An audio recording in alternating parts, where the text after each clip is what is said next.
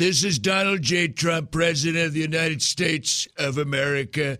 Mark Thompson is a huge loser. His show, weak, soft. But if you're interested in crap and you're a communist, you can go to edge-show.com. I don't recommend it. You're listening to The Edge with Mark Thompson. Hello and welcome. I'm Mark, and this is our little show.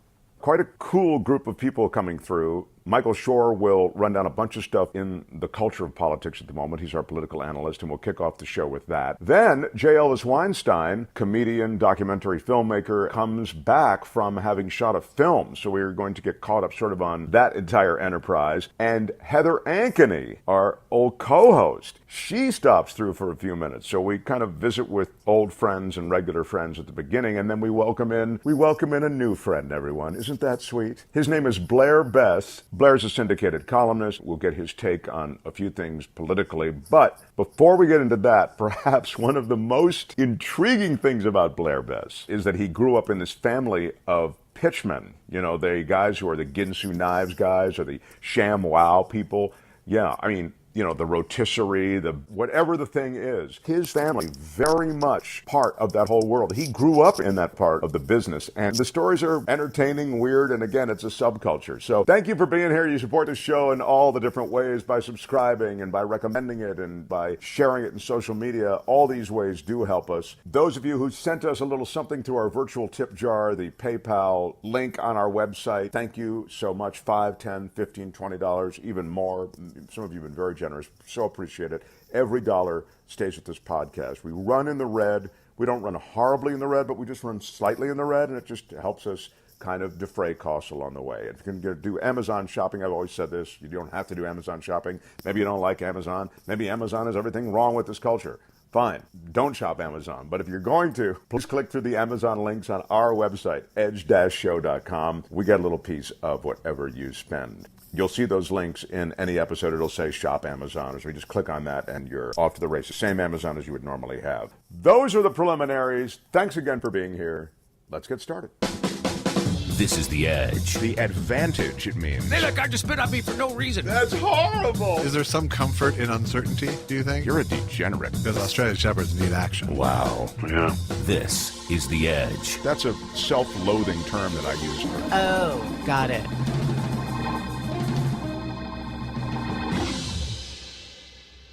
This is The Edge with Mark Thompson, edge-show.com. Michael Shaw! Oh, hi. Great to be back on The Edge. How are you guys? Great to have Michael. And all these people came here, I should say. Outside the studio, it is pouring rain. They had to wait outside to get in. It's a dedicated group, Yeah. and we're so grateful that they are with us for your appearances. Yeah. Well, I cannot articulate my gratitude. Well, you know, you actually got a compliment via email, and let me see if I can find it. I should have loaded it ahead of time. Signed, Michael's mother. It was from someone who wrote us and said, really love the show. I listened to it down here in Australia. Okay? Wow.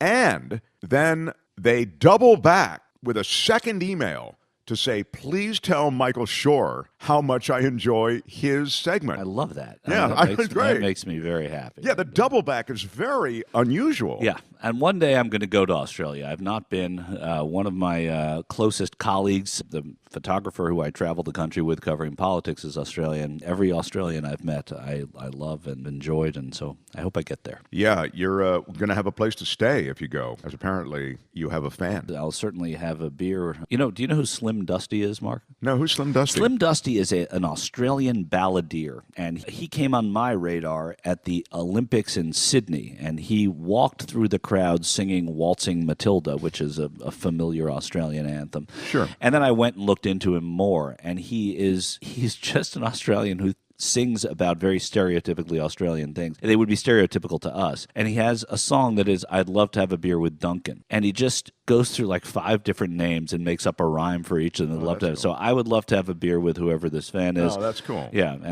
so whenever I see Millsy at the end of our day, Jeff Mills is my cameraman, I say, I'd love to have a beer with Millsy. I'd love to have a beer with Mills. And then, well, I'll push this email on to you, and you can fill in the "I'll have a beer with." Okay, and you'll have thank his you. appropriate name. Now, Amy Klobuchar she's running for president, right? She is running for president. She announced, actually, the aforementioned Jeff Mills shot it in Minnesota as she announced in 4-degree snowstorm in the middle of Minnesota. She brings a different kind of energy to this race and a toughness, and she has some knocks. Everybody has knocks against them. What are the knocks against her? Just give me the pluses and minuses. Well, the pluses and minuses is by... Midwest, they think that she could have appeal to some of the voters that Donald Trump got last time. Women who are not just urban and ex-urban women who might feel a kinship to Amy Klobuchar.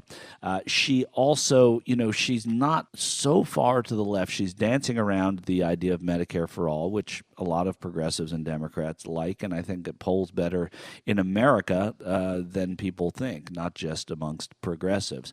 And she hasn't said no to it, but she said it's a framework, and there's nothing we can work with a framework, but it's not doable yet, which is, to some people, that's an escape hatch. But everybody has to kind of choose what they're going to go with, and that's not going to be hers. And she also knows that she's not going to be able to co-opt that from some of the more progressives in her caucus. So it's probably a smart political move for her in the primary, and it will hurt her with Democrats in the general. But at that point, she'll also be freer to change her stripes on that. So I'm getting from you, she's a middle of the roader as a Democrat. She's not. She's more. Listen, I would. Her mentor, in some ways, was Paul Wellstone.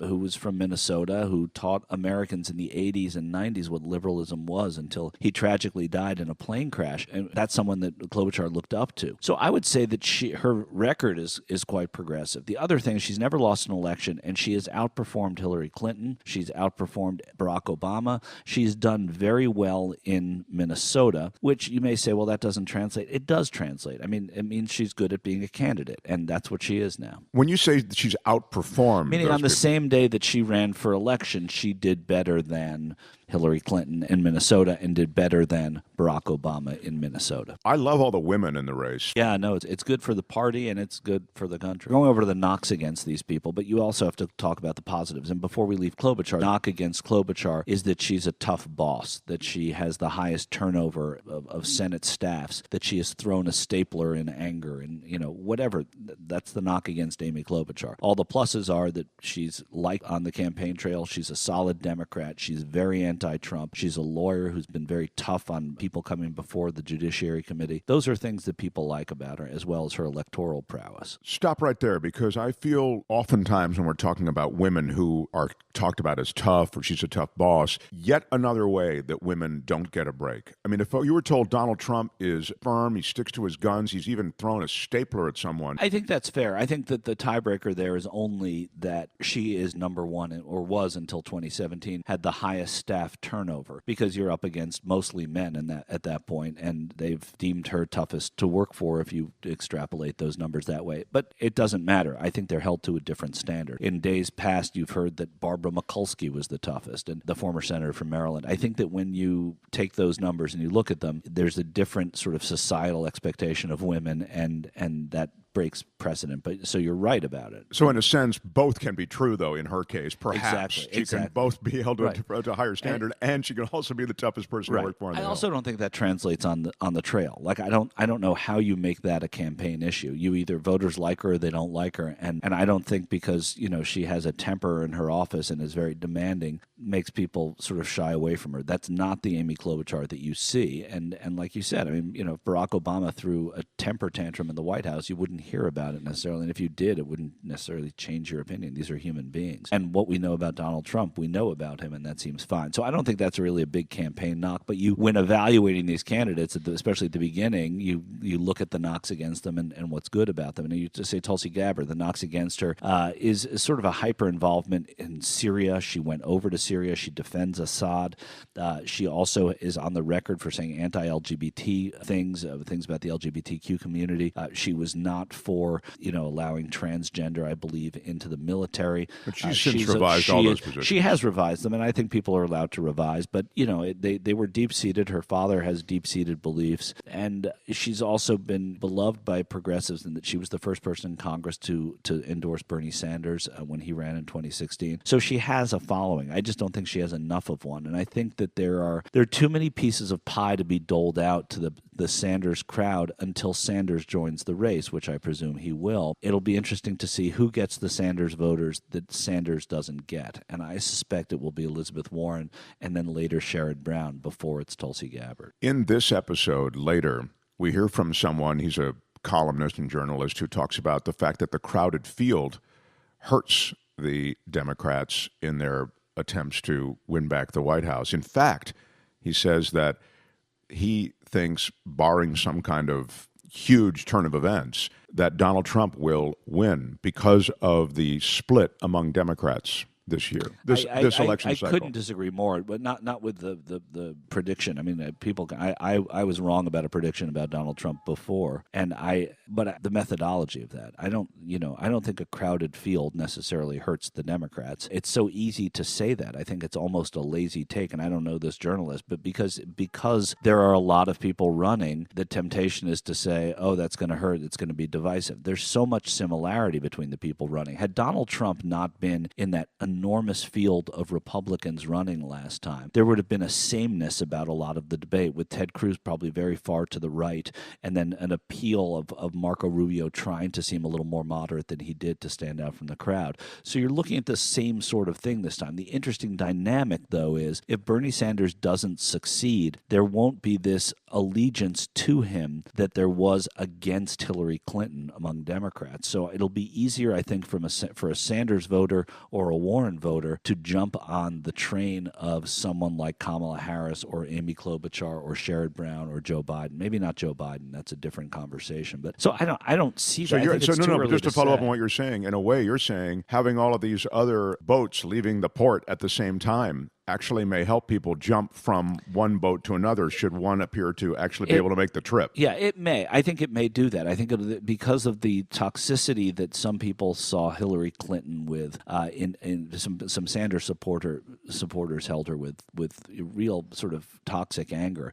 That's not going to be around this time. There'll be other things to be upset about. I think it's either neutral or maybe slightly better for the Democrats, but I don't think the fact that there are not going to be a lot of people by the time you get to the summer of 2020. I mean, there are people that just can't sustain. You're not going to. Pete Buttigieg might not be there, or he may be the only one of the outliers who remains, the former mayor of Indianapolis. So they're going to whittle down pretty quickly, and you'll see that. And if you want to hear about how they whittle down, go to our last episode. Michael detailed the way in which money flows and other sorts of sort of demonstrable support affects the future potential of a candidate. Right. So we got into that in the last episode. There's a huge story reverberating through Washington and through the country. It's about Andrew McCabe. He was the former FBI director. He became FBI director when Comey was fired by the president. He said in an interview that top Justice Department officials were so alarmed by Trump's decision to fire Comey that they discussed whether to recruit cabinet members to invoke the 25th Amendment to remove Trump from office. I mean, this was always spoken of and then denied. You remember right.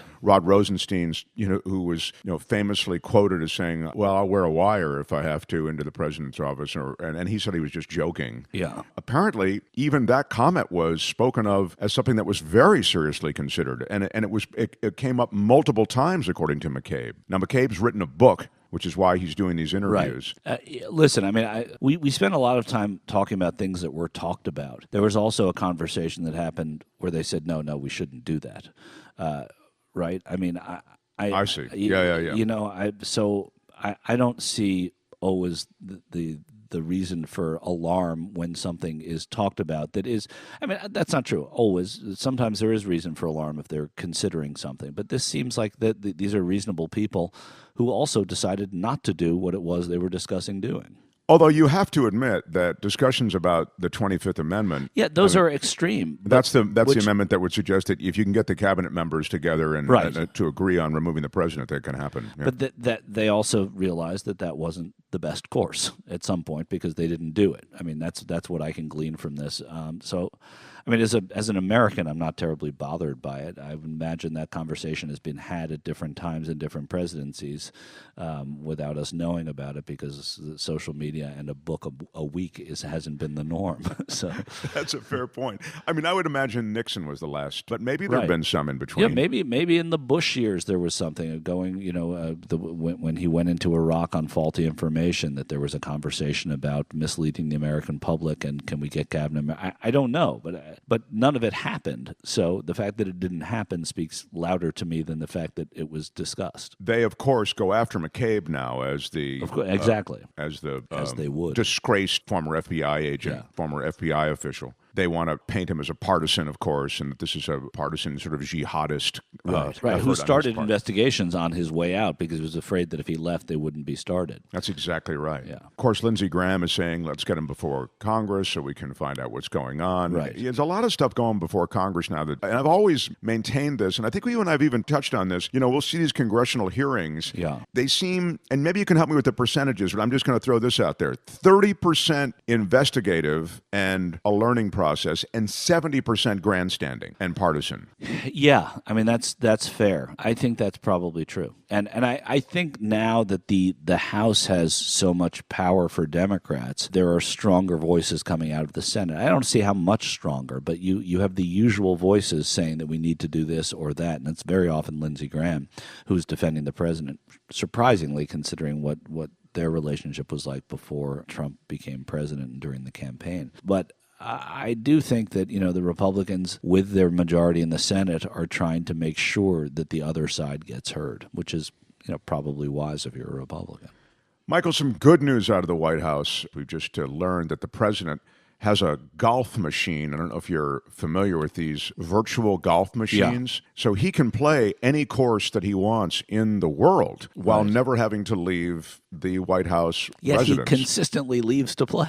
Well, he does leave a lot. Yeah. Like over half his presidency has been spent on the golf course. I feel like it's waned a lot, though. I don't feel like he golfs as much as he was golfing. Well, one of the things that but first of all, he is golfing because he's at the White House with this golf machine. Right, there's that, yeah. Okay, so he doesn't need to leave. But also, he didn't leave during the shutdown, and one of his things that he lamented to close associates, who, of course, all the close associates go right to the press and talk to him about it, is the fact that he couldn't get to Mar-a-Lago as much as he wanted to. Right. And just to touch on that, I think that's one of the big bummers of his administration as far as he's concerned, which is, I didn't really want to work like this. Well, that's how executive time came about, right? Yeah. I mean, no, you've never heard that turn of phrase. And so I think you're right. I mean, that you feel like you have a president who doesn't really want to be president. It's funny. When George H.W. Bush was running for re-election, there was a feeling by a lot of Americans that he didn't really want to win. I don't believe that's true. I think he cared deeply, and I think he was very upset that he lost. And I don't think that anyone who's been that competitive ever wants to lose. But you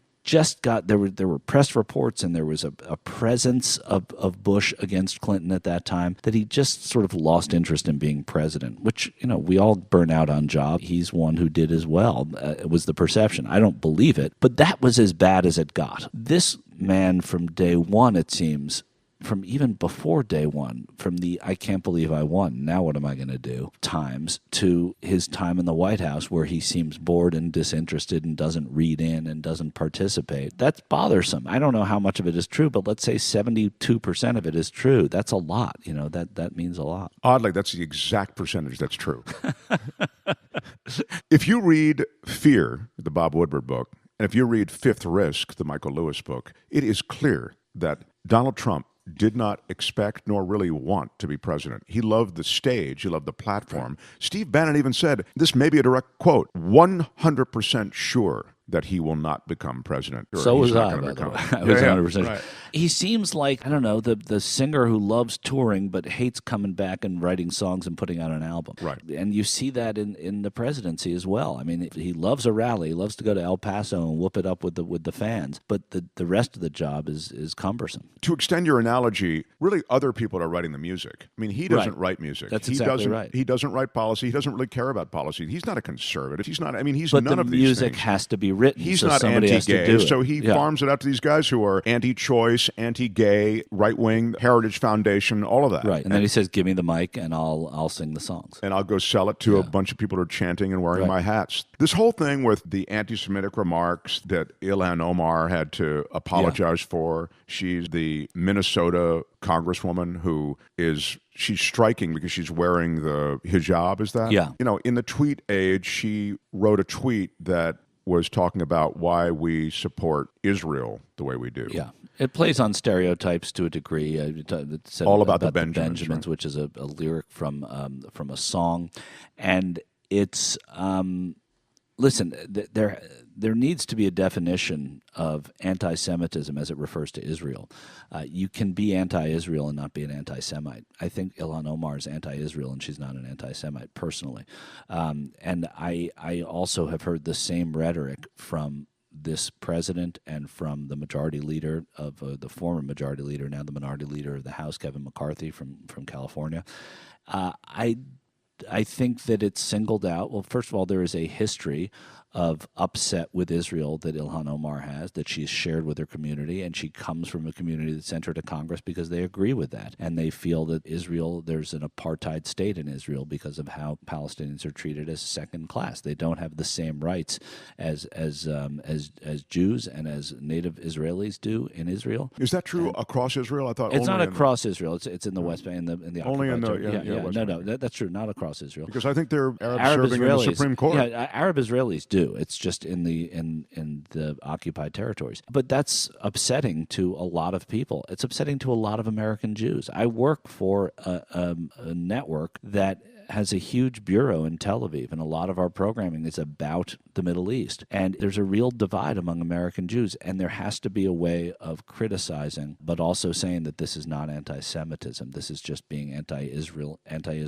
Israeli government. The same way that people around the world are anti-American now because of our government, not because of you and me and the people listening to this. I need to finish with something light. So, you know, El Chapo was found guilty, Michael. The drug kingpin was found guilty on all charges, 10 charges. He's going away for a long time. He is. Until he gets out. Burrows out, Right. yeah. In all of the information that came out during the trial was this information about this hitman that he had, like just one of his many kind of henchmen. Right. And he kept a murder room that had a drain so that it would make cleanup a little easier because he was murdering so many people. And this is a pretty brutal business. Yeah. The guy who was his... By the way, this falls under, let's finish with something light. Well, I just think it's weird because apparently he says he was just this average guy driving a cab, 41 years old, and he stumbled into the world of drug trafficking after his divorce. And this is my point, Michael, and to everyone, try to avoid divorce if you can. Right. Well, or that marriage is so bad that I'm going to leave to go murder people. Right. And happy Valentine's Day in the past for all of those listening.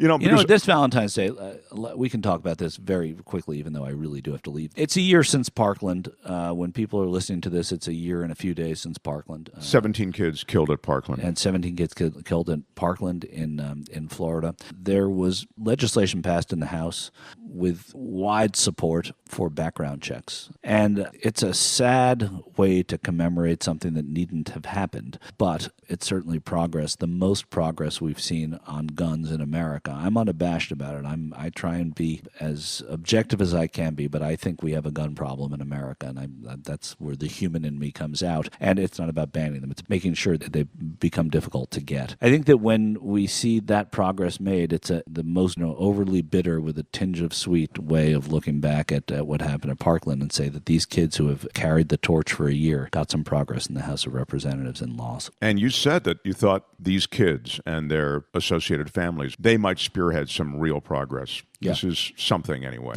These are the fruits of that belief, so that was nice. Michael Shure! Thank you all. Thank you. Great to be here. We'll see you next time. Oh, my God. You always so fun.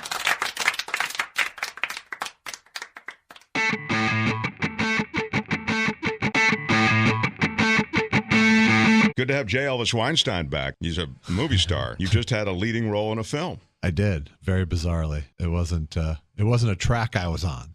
to Not get at to all. there. No. And maybe really there's all that stuff about how you've got to visualize it and you've got to live it and you've got to do a prayer board or whatever people do, a wish board. And, A vision board? yeah, vision, that's the word. Right. But maybe the answer is you have to run from it and then it will come get you. I think that's I think that's my advice to anyone. Yeah, it was weird. I was going to play a cameo in the movie.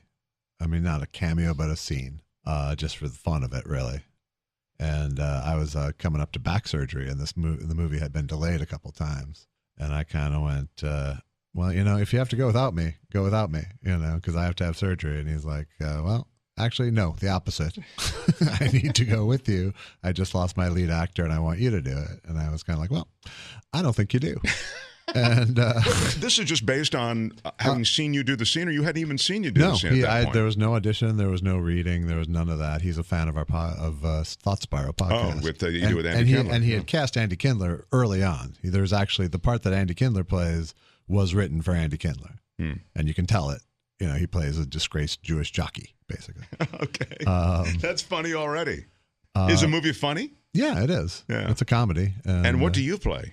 I play a sort of mediocre timeshare salesman whose social climbing girlfriend inherits a racehorse from her estranged father, and it's put upon me to find something to do with this racehorse, and I get wrapped up with disgraced jockey Andy Kindler, who wraps me into a horse racing cheating scandal, and my girlfriend. I think this is funny. Yes, I like this movie. I'm telling you, I think it's a funny movie. It was well written. It was easy to act. And where and when can we see it? I think it'll probably do a festival run this year. C.J. Wallace is the name of the director, who's also editing it, and he works fast. So I assume there will be a movie within a couple months, and then we'll see what happens from there. But the only reason I'm super aware of it is because we tried to get Jay Elvis to come in. He's so nice to come in just as is, but then a couple of episodes went by. He couldn't make it because he's been on this shoot. And generally, if you're just shooting a day or two, you wouldn't be gone so long. But because you did have a longer commitment. I was there for every day of production. I had a scene to shoot. Wow. So it is a very big part in the movie, because a lot of it is me. I think, it's not even necessarily about my character, but I'm the sort of engine running between two people's storylines too. So do you say funny things, or are you more there in funny situations? Or is it funny situations, or is it jokes, or is it both? And what does your character have? Both. It's pretty tonally, it's pretty much based on the real world. So I am a guy who makes jokes. Mm-hmm. I played it about 5 degrees away from me, like me, but with energy and engagement. Mm-hmm. How was Kindler? Kindler was great. It was fun, and it's so, he and I have our own chemistry going in. So sure. So in a way, it's a good combination to cast the two of you. Yeah, and I think that was part of why he wanted me, was that he knew that he had some of that already baked in the sauce. Who plays the wife or the girlfriend? A really great actress named Paula Lindbergh, who was very fun to act with. And the film is called The Fiddling Horse. Why is it called The Fiddling Horse? Because they couldn't think of a better title. Horse racing scam terminology. I see. Okay. Yes. Well, welcome back. Thank you. It was a very fun experience, and I have to tell you that none of my actor friends enjoy the story at all that I got. Really? Oh, you got no audition? Really? Yeah. That's great. Yeah. Congratulations. I really remember you being a better actor. Yeah, you'd think you could act like you're happy for me. Yeah, that's the one thing they can't do. The process of getting a part is so tough in Hollywood and in this world. So many people want to be in that world. So many people want to be actors, and the idea somehow that you drag your ass to Van Nuys and then to Hollywood, and there's an audition at somebody's house, and you have to make sure, most actors have to slug through all those situations, and then J. Elvis Weinstein prances along, not wanting the part, actually turning it down when it's first offered. Really turning it down. I never would have done that because I did want to do it, but I didn't feel like it was necessarily a check my ass could cash, and I wanted to do due diligence. Once I was in it, I think I did a good job. I'm a writer, director before I'm an actor. So my first thought is, why would you put that guy in that role? I see. And so I just wanted to make sure it wasn't just convenience or.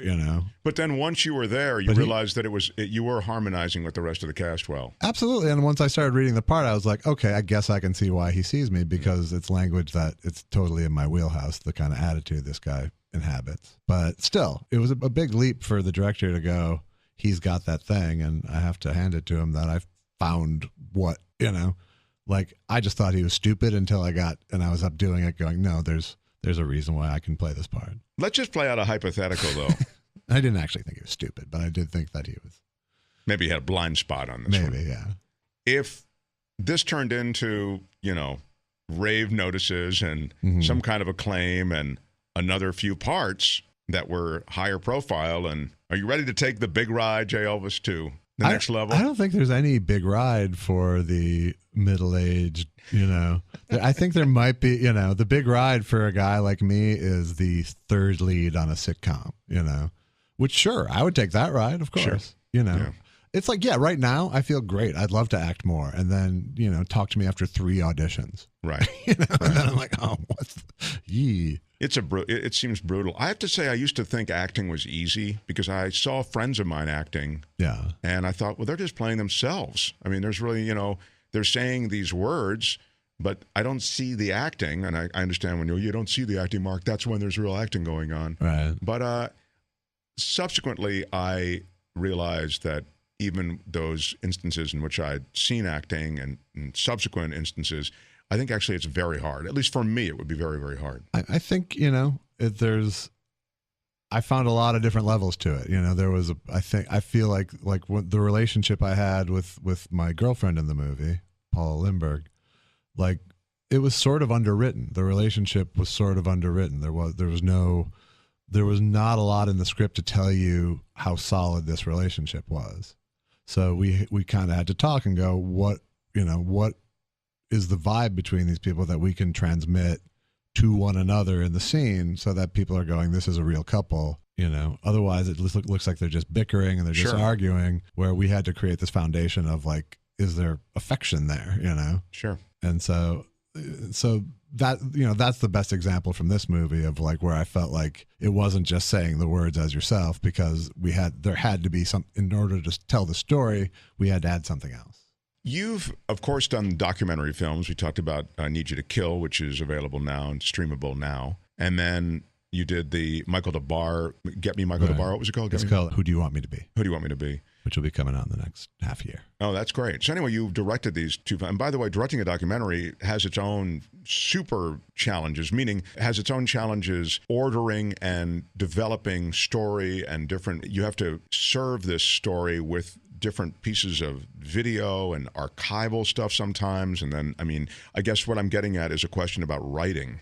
And that is, have you written a feature-length comedy before? I have, yeah. Yeah. And sold it. It just never got made. And I've directed a short scripted piece called The Mediocre Samaritan, which is on YouTube. Oh, that's a good, that's a really funny title. Hopefully it's a funny piece behind it. And it's on YouTube now? Yeah. Starring David Anthony Higgins. And That's great. That's great. Well, I love him. I guess what I was getting at is when you are a writer, as you are, you've written, we've talked about it before, but for those who tons just don't of TV, know, mostly. You've written, in all kinds of different TV situations. You've written, sitcoms, you can do Punch-Up, you've written the variety shows. Freaks and Geeks, mocking movies with puppets. Yeah. Right.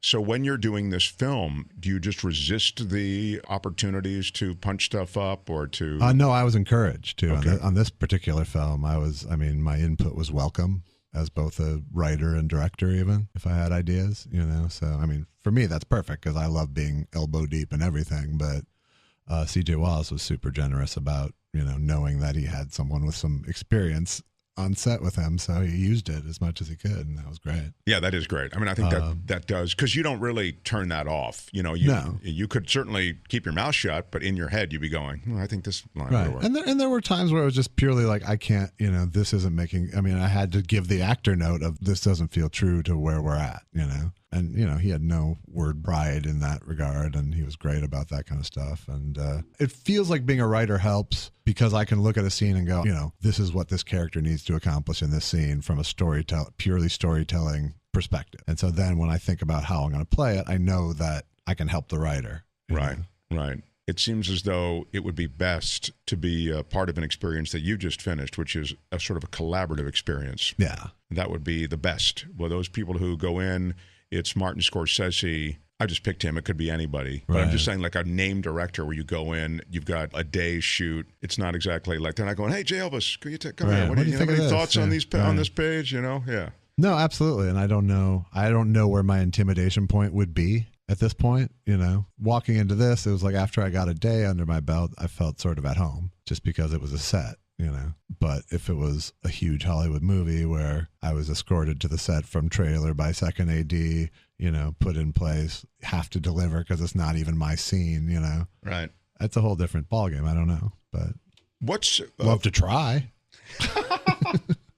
What's one of the funnier movies you've seen recently? Boy, I don't know. I'm on the spot. I can't think of it. I'm blank.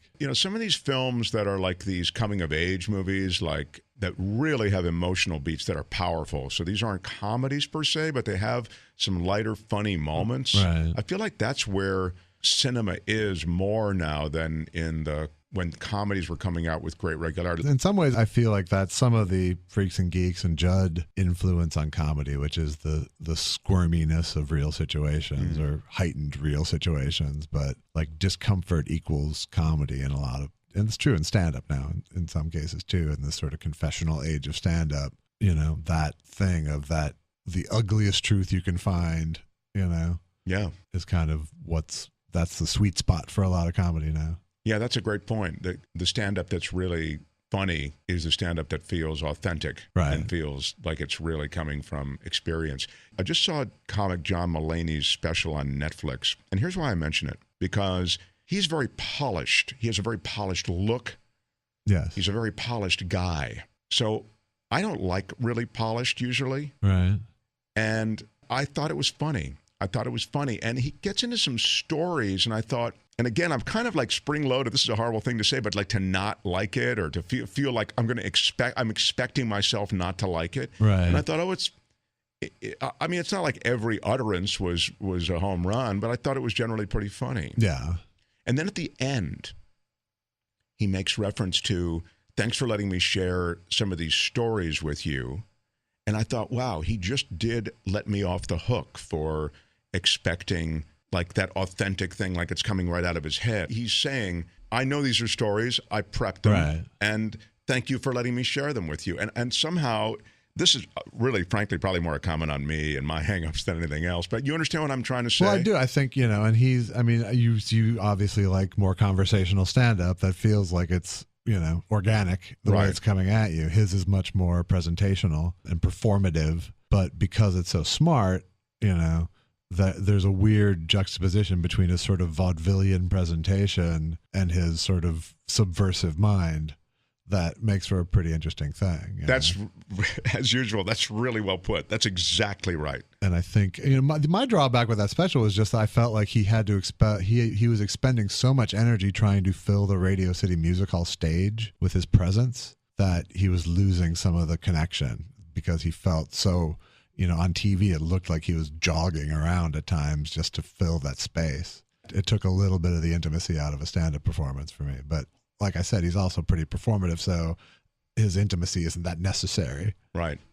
That's a really great point, that when you look at these different specials and the different venues in which these specials are featured, a lot has to do with the venue. There are a lot of pressures associated with a huge venue that are not associated with a more intimate space. I watch the Todd Glass Crowdworks type stuff, and that's a smaller space, right? Yeah, and it creates a different experience, and it's really, some of it is how it's shot, I think, because I have this sort of theory of you're either watching a comic perform or you're watching an audience watch a comic perform, and the first is better, I think.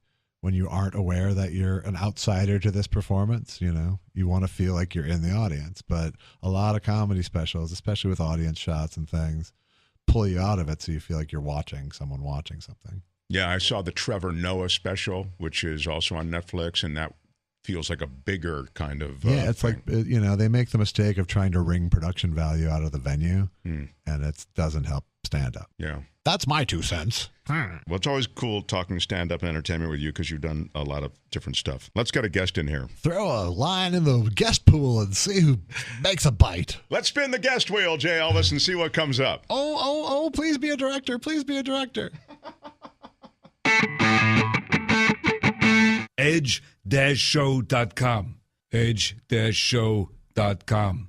The hyphen is stupid. Edge-show.com. Josh, look who is our guest. It's Heather Ankeny. Heather Ankeny. She's back for a little bit of a quick visit. I'm back. Heather, for those who are new listeners. And she's already on her phone. Already on her phone. And she's back. I'm focusing on trying to get these headphones correct, but that's all right. Okay. I'm already Googling something. Is what's in the old days, Heather would Google things, and then we're in the middle of a conversation because we passed whatever subject she's Googling about, and then she'd interrupt whatever we're talking about and go, hey, that thing about the Major League pitcher I just found, and so we'd have to like double back and do it again. Yeah. All part of my charm, though. Exactly. Yeah. People love you, Heather, and I'm among those people who love you. I really love having you here. Thanks. And I will also remind everybody, Heather left, she's engaged to be married to her fiance who lives up north. So she lives in Northern California now, in the San Francisco Bay Area. Mm-hmm. So we don't see her here anymore. But she is heard on every episode. Am I still in the opening? Yeah. No way. Yeah, you say what? That should cost money to fix. Oh, got it.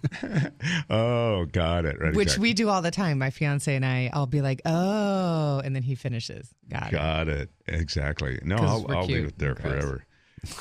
You're still in the cute, gross phase. That's delightful. Yeah, we're still in that phase. That's cool that you guys are still together. Josh and I were betting, of course, when he was still in a holding pattern, like everybody's in a holding pattern for each other. We were betting that it wouldn't last. We were dubious, I have to admit. I mean, I was too. Yeah, I know. That's why I felt okay being dubious in front of you. If you were getting mad at us being dubious, we would have played it way different. Well, you guys did a good job because you're both on the wedding guest list. Yes. So. No, that's very cool. Yeah. And in fact, I didn't even know there'd be a wedding. Wasn't betting against a wedding, but I was just saying, like, one of those things where it seemed really good right now, just the way it was, and somehow some people avoid weddings because they destabilize things. Sure. Yeah, I think so. I'm about to hit 20 years, so I can only endorse the thing if it's someone you actually like. Yeah, and I think he's got kids, and like we've come. I don't know. I think it'd be good. I think it'd be a good thing to do. How about that? I'm with you. Yeah. There's a certain point where it can only make it better. It's like if you break up, it's going to suck at a certain point. It sucks. It's going to be like a divorce. So you might as well have the pleasure that a marriage brings. Yeah. Sure. You know what? Sure. I really haven't thought of it that way, Josh, but that's good. I wouldn't put that in a marriage toast, per se. No, granted. But please do. When there comes a point where you may as well. It was a little bit, sure. It was a little bit insurance company sounding. You know what? Actually, let me double back here. That did sound pretty shitty, huh? No, it's pragmatic. I'm not saying that's the only data you run. Yeah, no, I didn't think it was shitty. I just thought, I don't think it's romantic. That's all. But, of course, the other thing that we love Heather for is that she is part of one of our favorite scenes in all of television procedurals. It's true. I have a feeling it's coming because he's. No, wait. Did you already? do you have that? I do, and I just want to remind everyone, or those who have not necessarily heard the show before, or heard this, that Heather's an actress, and she was in this procedural. It's Criminal Minds or one of those things. I know you did a bunch of Criminal Minds, but I forget what. Anyway, the point is, there's that scene where they go, "Can we talk to so and so?" And it's just a great scene ender, Mm-hmm. And then the person says, "What? I'm afraid you can't because so and so is he's dead. He's dead. Yeah. He died." Right. Cut to commercial. Exactly. Yeah. So Heather actually was in one of those scenes, which is so cool, I think. And I think I have it. Hold on. Let's find it. That is so funny. This current thing I'm shooting, also very dun dun dun dun. Right? Oh, is it? It's about Beethoven? I missed you, Josh. I really, really have. What is it about, or what is it? Can you say? I can't really say. It's just a TV movie. I can't say exactly, but there's a lot of deception involved. There's some great people in it. Do you know who's in this film? Who's in this film? Okay, I'll give you one guess. It's a woman. She hasn't acted. Her biggest role was in 1962, and she was 8 years old. Okay. That's the 10-point clue. Well, that's not going to be enough. Okay, the 8-point clue. Haley Mills. No. It is the woman who played Scout in To Kill a Mockingbird. Oh, wow. That is a good brag. Now, isn't that? And she hasn't worked since 1966, and I'm thinking, wow, I wonder did someone happened. go find her, or did she actually re-enter the pool? And I didn't ask because I felt bad being like, hey, how'd you score? Right. You were too busy saying, boy, you seem like you might be a little rusty. No, I didn't have any scenes with her, unfortunately, but it's pretty cool nonetheless. That is cool. Yeah. Josh is a movie star now. Wait, what? What did I miss? Why, yes. I just played a lead in a feature film. Wait, what did I miss? You missed me playing a lead in a feature film. How did I miss this? You'll hear all about it in this episode. He hasn't played the episode yet. Apparently. That's how I missed it. We just recorded it like a week ago, but Okay, we're I'm going not to. busting your chops. Yeah, all right, I'm going to be defensive. But Yes. in this episode that precedes this, you'll actually have heard all about Josh's big role, and it is a big role. It's not like he just had a scene or two. Like me. It was like, yeah, it's like you. I make a living out of a scene or two every week. So Here is Heather in the best scene an actor can have, I think. You'll pick out her voice. What are you guys doing here? This is the John/blackmail victim's house. This guy was the sugar daddy/big tipper. Okay, now you haven't heard Heather yet. Okay, those are Those cops. right there. Those cops, they're arriving on the scene, okay? So they're arriving to this house, okay? So that's what they say. They traced the receipt back to this house or whatever. And our owner finally found the credit card receipt. Hi, we're looking for Miles Whitehall. I'm his son. Is there something I can help you with? Oh, right now Heather's about to come on, okay? So Miles Whitehall is, he's the, but now. Theater of the mind. We're looking for Miles Whitehall. I'm his son. Is there something I can help you with? What is it, Robert? Is everything okay? We need to speak to your father. Our father? I'm afraid that's impossible. We can wait. You'll be waiting a long time. Our father's dead. When? Where was he this morning? He died of a heart attack 2 days ago. Talk about an excellent alibi. Scene ender, music! Even without died picture, 2 you days. can hear that she's in mourning. Yeah, she was very good. did it sound sad? All of a sudden I was thinking you I probably sounded could have done a lot subdued. better in that scene. You sounded subdued, like you were in mourning. That's I how, actually that's have how I played it in I my have head. a question to you I think actors. it didn't come off like I actually just killed the woman that they were. No, it Oh, came okay. off like you were That's hiding. It revealed came off later. like you were hiding that. Yeah. You know. I have a question though, and it's not about you doing something. It's about somebody else in the scene, but I do have a question about it. Hi, we're looking for Miles Whitehall. You see how he says, "Hi, we're looking for Miles Whitehall." Was that Josh Duhamel? I don't know, but listen to it again. He Okay. goes, He puts an in there. Hi, we're looking for Miles Whitehall. See, Okay. he puts an in. He's trying to give it a little extra natural. Well, that's what I'm asking. Yeah. Is he ad-libbing the or is that in the script? Yes, oh, he's he ad-libbed ad-libbing that. it, yeah. Come on. I don't know. I'm not an actor. Yes, he ad-libbed it, yes. Okay, so he ad-libbed that. He's just trying, Yeah. that was his little affectation. To And make it I think sound he was natural. probably kind of peeking in the like, hi. Oh, I see. You know, kind of like trying to look that's in the cool. house. Oh, kind so of there's thing. more wrapped up in that Slightly than just that. distracted, yeah. Yeah. So that's more than just a little affectation. You actually thought it through. It kind of suggests a curiosity. They were good. I mean, The obviously. diner owner finally found the credit card receipt. Sorry, I don't have picture mark. We're looking for Miles Whitehall. Do you think you would have added an there, Josh? I don't think. I feel like that you're not quite playing in that league that adds to things. I might have gone I might have done one of those, yeah. Very, very good stuff, though, Heather. Still my Thanks. favorite scene. You know what? I'm happy about that. Yep. You just got 6 residuals when he played it. Woohoo! Seriously, I've still only seen that one time. Every time you play it, the computer is the other direction. So now you're going to get married. What else do I need to know? You're down here doing a movie. Mm-hmm. And that's pretty much it. Okay. I know. I wish it was a little bit more exciting. Yeah, I've got a lot of irons in the fire. That's good. Is that how they say it? Yeah. Irons are That's good. cool. I got some hot irons. Hot irons, and you're up there in the Bay Area. You like it there? No, No, you miss L.A. I do. Now, what is it about L.A. that you miss? Do you miss LA or do you miss your family of friends? I miss my cool friends. Yeah.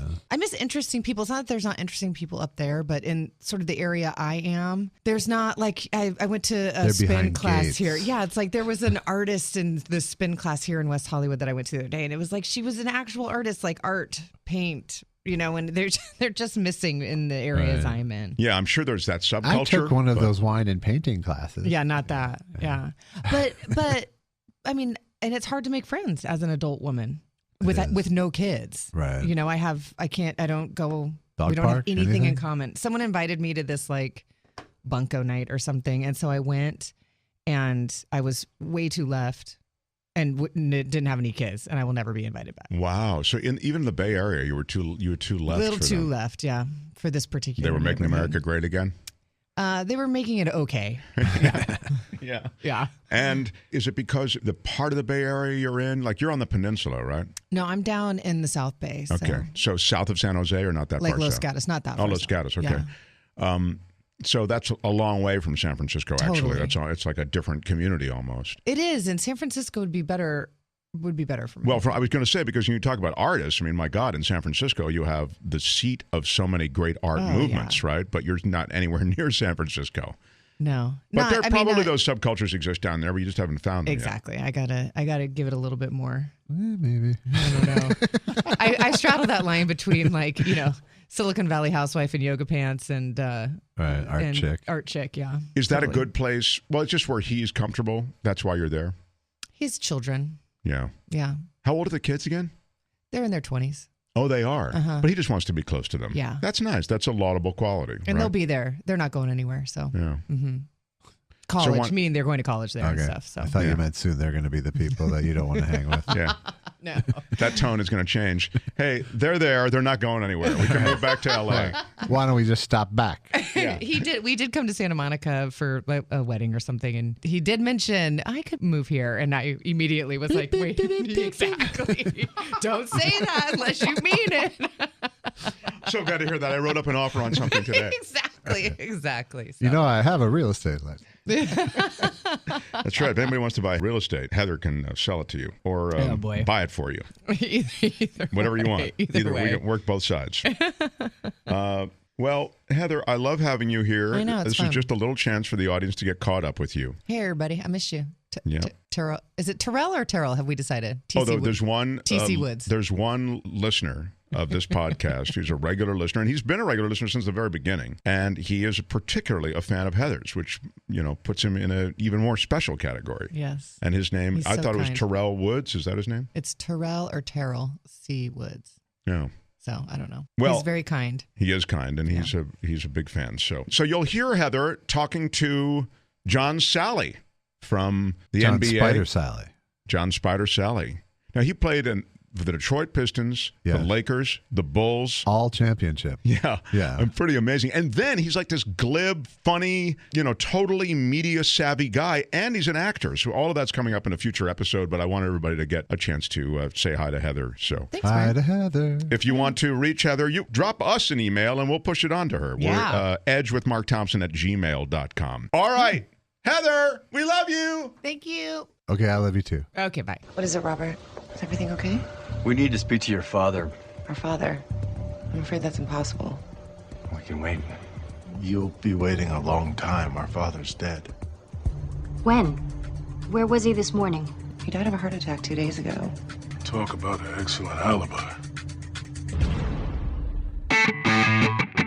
First of all, it's great to be on the show with all of you and all that and all these things. I love it. And if you enjoy listening to The Edge, subscribe to The Edge on iTunes, the Stitcher, and you can totally listen to it on iHeartRadio. You're listening to The Edge with Mark Thompson. Blair Bess joins us. Your history personally is really interesting to me because you came up, was it New Jersey or somewhere around I grew up at the Jersey Shore. At the Jersey Shore. Didn't you come from a family that was involved in like those... Slicing and dicing? Yes, slicing and dicing. Exactly. Yeah, my grandfather had been a pitchman, and he'd been on the road a lot in the early part of the 20th century. And around about World War II, he had a major breakdown and decided he couldn't go back on the road. And he didn't like the fact that he was making a small commission selling other people's products. So when you say he's a pitchman, he goes around, where is he pitching? Oh, yeah, county fairs, state fairs, I see. Home shows, the Boardwalk in Asbury Park in Atlantic City. Okay, And I got it. I Yeah. actually started out as a shill. No, I actually was a pitchman. I was what they called a tip man. I used to build a crowd for demonstrators and pitchmen. How old were you when you were doing this? Started out working on the boardwalk when I was 10 years old. Okay, so how do you build a crowd when you're 10 years old? Well, it was a whole... It's a very lengthy process, but Okay. suffice it to say, I would get out on the boardwalk and say, I'm going to turn these 10 ordinary $1 bills into 10 genuine $10 bills right before your very eyes. If you have eyesight quick enough, keen enough, fast enough to see how I do it, and you're going to walk away $100 richer. Of course, I was much younger then, so it was more like, Wow, that's so funny, a 10-year-old with that kind of pitch. Yeah. But anyway, so you bring these crowds in, and was your grandfather who was a pitchman? No, my grandfather at that point had already turned it over to your dad, or it was the whole family business. Uncles, my mother, aunts, brothers, cousins. I don't mean to laugh. I think it's kind of a cool business. No, it's just that I'm not used to hearing about it. It's definitely an experience to be lived. I ended up working these. There's a form of pitching called jam joints where they're quote unquote auctions. So I would build a crowd, get people in. telling them that I was going to do this magic trick and that I would give them, a reward if they caught me, start tossing out free gifts, promotional samples for things. I'd turn it over to a pitchman who was older and more experienced, and he would continue this something for nothing drill on the people. And ultimately, the something for nothing became something for a lot of money that you didn't want to spend. People actually would blow their entire vacation money in one of these pitches at a jam joint. Wow, that's a hell of a pitch, I guess. Yeah, and it on it's, what kind of thing? On knives and stuff that sliced and diced? Super 8 movie projectors and camera sets, pressure cookers, gadgets, you name it. That's what they did. My grandfather was not so much involved in that. He was more the traditional kitchen gadget. And my uncle, who was Arnold Morris, the Ginsu knife man, for years and years and years. I got one of those. Yeah. Well, the Ginsu knife set. They are phenomenal knives. I mean, they can take your fingertip off real easy. You can slice a tomato so thin, it won't go bad on you for 5 years. Whatever that means, that was one of the lines that was used. So my grandfather invented things like, the Morris metric slicer, which you'd slice tomatoes, slice onions. I'm also related to the Popeil family, the pocket fisherman, Ronco, Showtime rotisserie oven. That guy is, in the modern age, isn't he in the modern Mac Daddy? In the modern age, he's now a multiple bankrupt Mac Daddy. Is he really? What happened to him? This is a great story. How can you? How can he be bankrupt?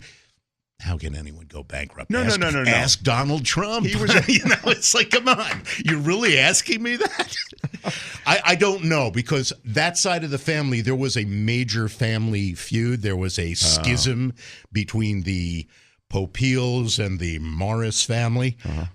So I don't know. But the word must have leaked out, especially if there was a feud. Didn't you guys want to know what was bringing down the other part of the family? Well, basically, people were accusing one another of stealing ideas and violating patents, and it was like things went to court. My grandfather, it was a great Boston legal moment. He was on the stand, and he was being cross-examined by Seymour Popeil's lawyer, and my grandfather started sweating on the stand and had a massive heart attack. Oh, my God. Yeah, it was right before I was born. Wow, that's just awful. Yeah. Did he die on the stand? No, he didn't. He had a massive heart attack, and he basically told the judge, give him whatever he wants. I don't care. Just get me out of here. But there was a lot of bad blood after that. But no, that's a wild story. I had so many stories. My mother keeps telling me that I should write a book. My mother's still alive. She's in her 80s now. And she says, you should write about the family. And it's like, there's already one Bible. We don't need anything that thick, No, but these are good stories, and you should. That's a part of the culture that I've never really explored in any way. And I think most people haven't. And we're all familiar with it because it's crossed our lives in so many different ways and at hours of the day that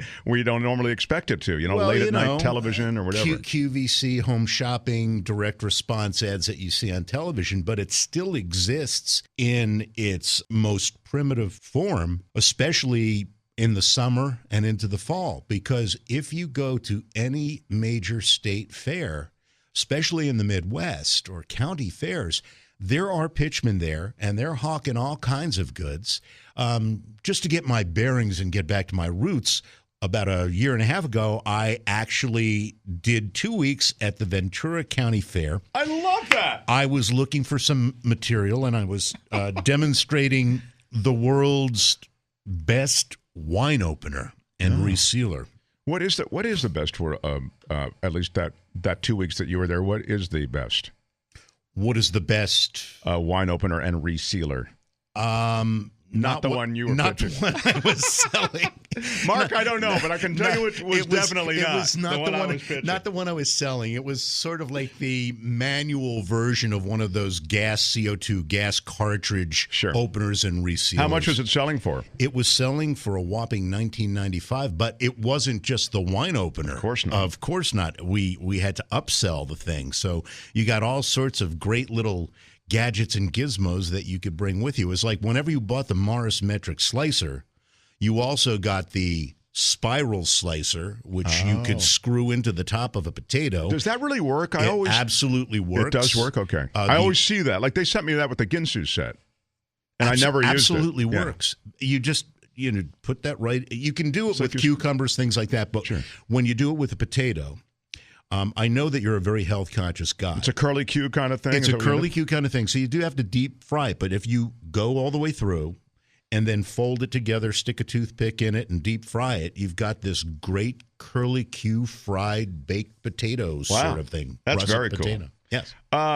Well, I have a thought. As you were speaking, I thought, okay, if you don't want to do a book, you need to do a documentary on this. There have been documentaries done. Oh, I'm going to have to. On the Pitchmen. Really? Yeah, there's one actually called The Pitchmen. My youngest brother, I believe, appears in it at one point. Is it any good? Yeah, it's really interesting. But, Malcolm Gladwell, who writes for The New Yorker, and he's written a number of nonfiction books, did a book a number of years ago, and the first story that he does is about my family and the rise of Pitchmen. And it was done, primarily the focus was on Ron Popeil, but what I really appreciated, and I actually, as much as there was a family feud, I doffed my cap to Ron Popeil, because what he did was he went back to the actual roots of how all this began. And my grandfather's story finally got out there, because people just figured kitchen gadgets, things like that, Popeil's Pocket Fisherman, Vegematic. Sure, they gloss over everything. He got glossed over, but Gladwell did this article. I think it would be a great reality show. It's a great segment in a reality show. It could be. It's really interesting. When I was at the Ventura County Fair, the guy that I was working for had also worked at a jam joint. He was British. His name was Francois, but he was a British guy, and he came up to me. He goes, "Listen, mate, I love the way you work. I could really learn a lot from you. I know I could teach you a lot. I want you to come with me when we're done. I want you to come to the Minnesota State Fair." He goes, "It is the greatest fair in all the country. You need to come to this thing." And, of course, you have to, when you're doing this, you pay your own way. Sure. Nobody covers your expenses, so you've got to make your nut and then some to actually make it profitable. But apparently, I turned this down because it was just, it would have been too costly at the last minute. Boy, you must be good, though, if this guy approached you like that. Well, it's really interesting because people were saying, so where are you going to after this one? Because people do the circuit. They do the state fairs in the winters. They do home shows around the country at, convention centers and things like that. And I said, well, Francois wanted me to come up to Minnesota, but, they're like, Francois wanted you to go to Minnesota? Oh, my God. You're not going? I mean, it's basically, it was effectively turning down the opportunity to play Shakespeare on Broadway. I get it. Yeah, that was the big time. But you weren't doing it for that reason. You were doing it to. I was looking for material. Yeah, I really was. I write, as you know, and I hadn't done this for, I'll be honest with you, slipping a few extra bucks in my pocket wasn't bad either. But, but I went there and I figured that worse came to worse, I would at least walk away with a lot of material, and I did. So, yeah. So when you say material, will it find its way to another piece that we'll see? Probably a story.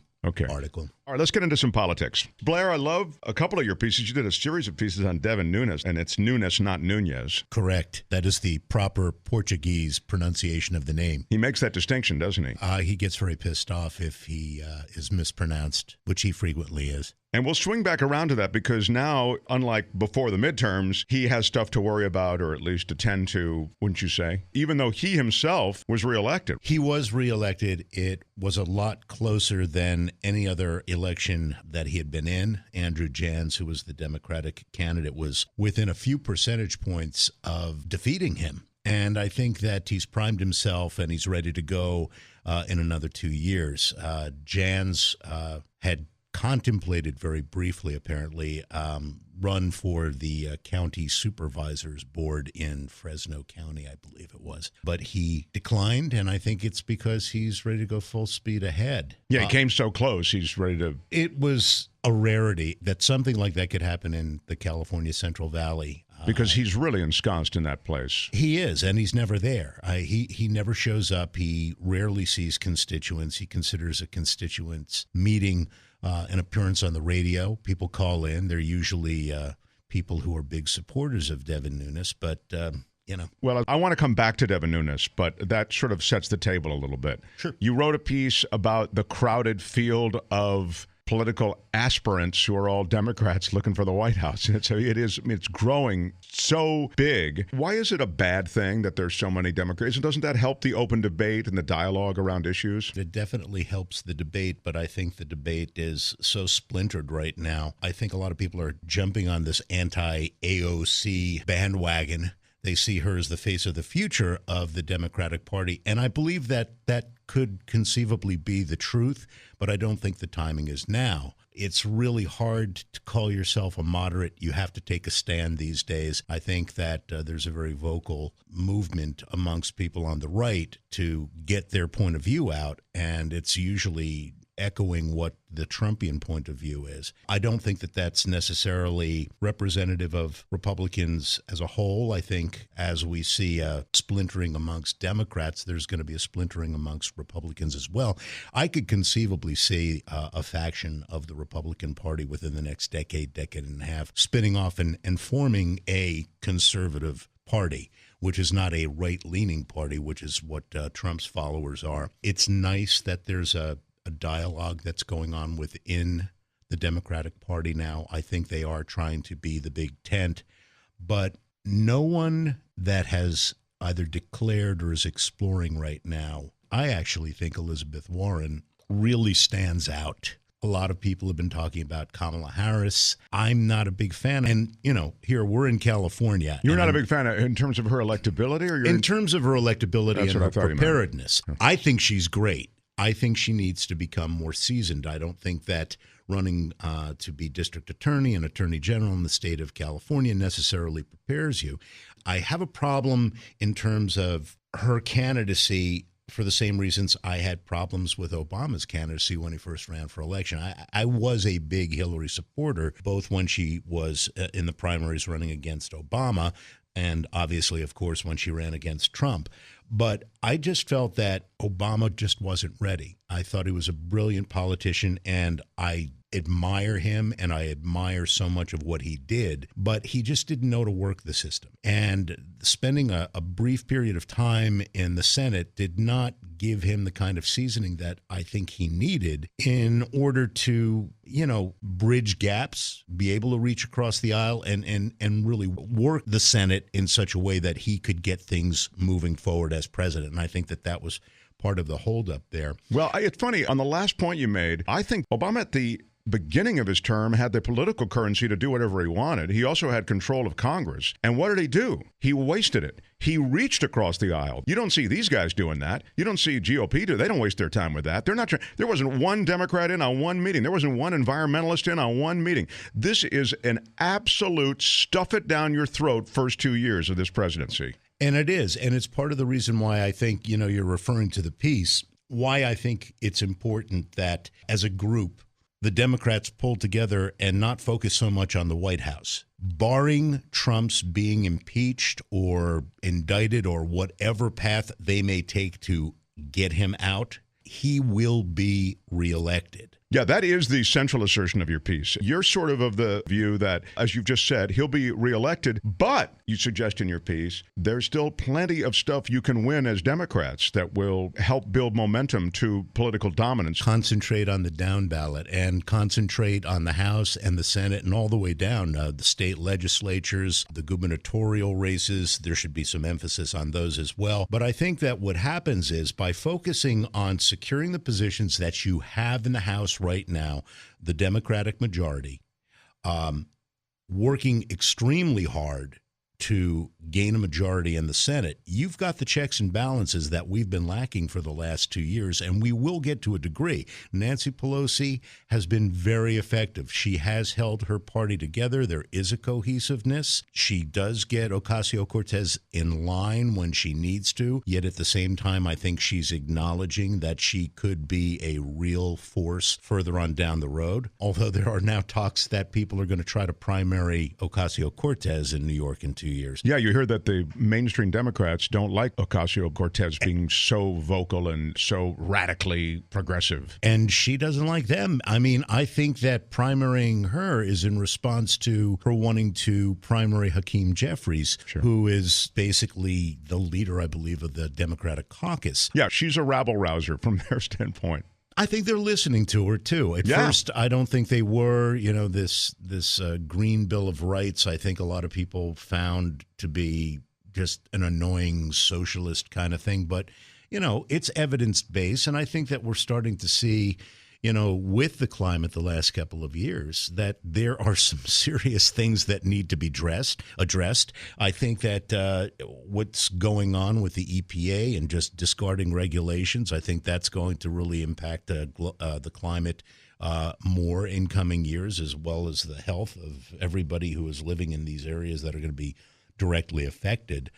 I just really feel strongly, though, that get the House, get the Senate, have the checks and balances, really contain this president. I really do believe, and I'm not a big fan at all, as you know, but I really do believe that if he had a House and a Senate that kept him in line, he might actually be able to get something done. I don't know if it's something that you or I might really appreciate, but I do think, you know, on things like infrastructure, which he's talked about for 2 years now, I actually think that with Democrats controlling both houses of Congress, we could get some infrastructure in place. We can replace our failing infrastructure, and thus that'll lead to jobs, job creation. Of course. And I've made the point repeatedly on this show that should have been his first order of business. It would have been passable. When he first took office, of course, he has control of everything, so you could pass whatever you wanted, which he did. And they made the tax proposal the priority. So infrastructure, you're right, has more bipartisan appeal, yet it wasn't a priority. I don't know now that you could get much done, although I love that example of the infrastructure bill. The only thing is, it would appear, at least if recent history is a guide, it's going to be filled with payoffs and other sort of corruption that might make it a non-starter. Well, people have to bring home the bacon, and they always have. I mean, I think that what we've seen in the last election, and actually going back the last two elections, more of a grassroots involvement in terms of fundraising. Many of the candidates are going to be, you know, people talk about this in terms of Joe Biden.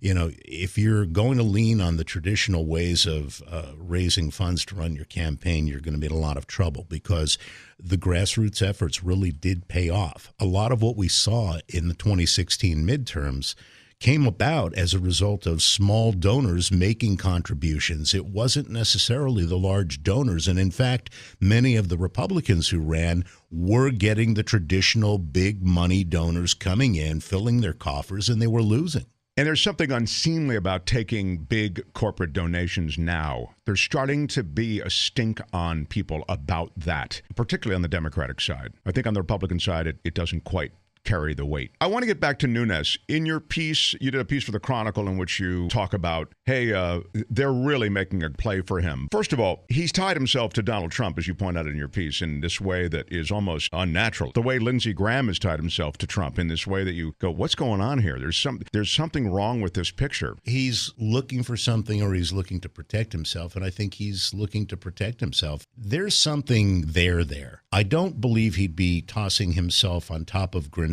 left and right consistently during this presidency the way he has if he personally did not have something at stake. And again, we're talking about Devin Nunes. Yes, we are. We're talking about Nunes. And I think that his relationship in the transition, where he was considered one of the president's intelligence advisors and was working with Mike Flynn,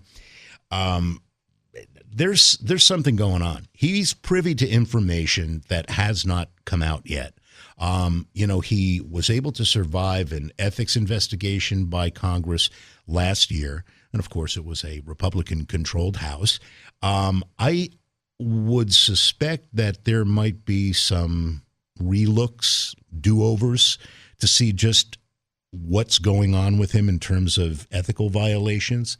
I think that the report that came out in the Daily Beast the other day about him being present at a party with Mike Flynn with a lot of foreign nationals who may or may not have made contributions or funneled money through legitimate organizations into the inaugural, into perhaps the campaign. I think that's going to cause some real problems for him. It's been reported by the Daily Beast and many other media outlets that meeting with foreign dignitaries, there's nothing wrong with doing that. But people are starting to follow the money. And with the subpoenas that just came out today. You're talking about from the Southern District of New York. Yeah, the Southern District issuing subpoenas to the Trump Organization, executives of the Trump Organization, as if we don't know who they are, to get some information about the inauguration. I think that there's going to be some stuff coming up there that's not really pretty. I think that Flynn, who Nunes long contended was an honorable man who basically got screwed, I don't know how this is going to affect Mike Flynn long term. You know, his sentencing is still on the horizon. A lot of information that's coming out now may actually impact how this is disposed of. I mean, you did have the judge who was going to do the sentencing basically positing whether or not did he commit an act of treason, which constitutionally he did not. He was not colluding or conspiring with declared enemies of the country. He was in league with a foreign power. Yeah, he was an unregistered agent, and he was definitely in league, and he was doing a lot of dirty stuff. I'm not making the argument for it, by the way, but I just want to be clear. That, believe me, you're not going to hear me defending Mike Flynn. No. But I also think treason is a squishy thing, just like high crimes and misdemeanors is a squishy thing. I think it's less squishy than high crimes and misdemeanors Okay, because it is out there right in the Constitution what constitutes treason. Now, if you look at the intelligence community and if you look at the military establishment in Washington, they do look at what happened in terms of Russia trying to, or successfully skewing the results of the election, or at least moving public opinion in a way that it did have some impact, as being war, having them attack us. That's fair. That's fair game, but there is no declared war. No, and the reason that it makes no sense and treason is squishy is because there are no more declared wars now. I mean, it comes from a time when you needed to declare war. You needed to get the bodies of government together to declare war. As you know, war since There's workarounds. Right. You know, it's workarounds.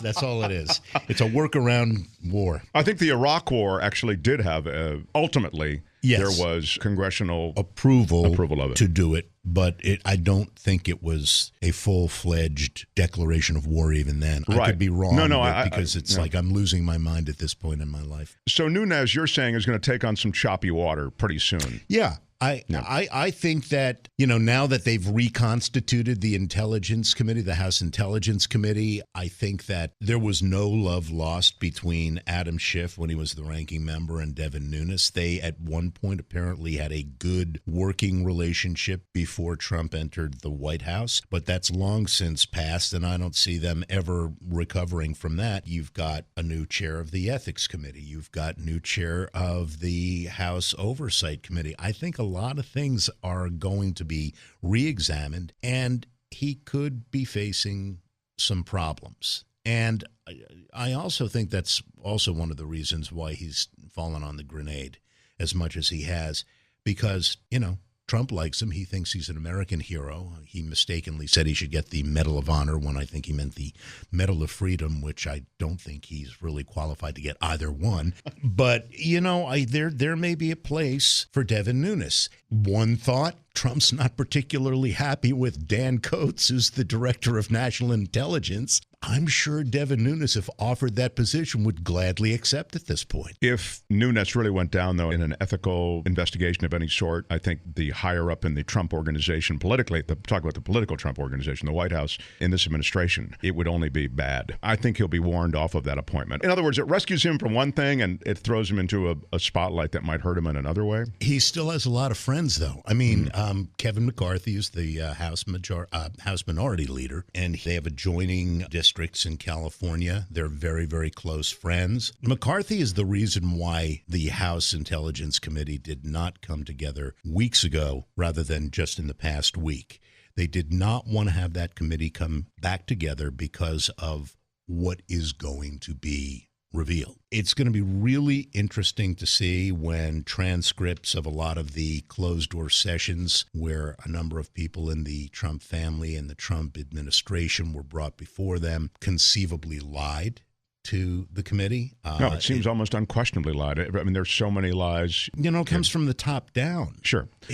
I love having you here, and I will confess that as we talk about these political things, which you've written so well about, and I will have the links on our website, edge-show.com. Those of you listening on iHeartRadio and iTunes, other places, it's edge-show.com. There'll be links to Blair Bess's stuff. I think that actually those links appear in some of those same platforms. What is the best place? What's the best clearinghouse for Blair Bess material? My columns appear throughout the country on newspapers and news sites around the country. And if you wanted to see them, you could go to the syndicator site, which is Cagle Cartoons, CAGLE cartoons.com, and you can find my stuff. You're someone with such cool insight, such a great background. I'd love for you to be a regular visitor, so I hope that happens, Blair. Thank you. Well, thank you so much for having me in, Mark. Great seeing you.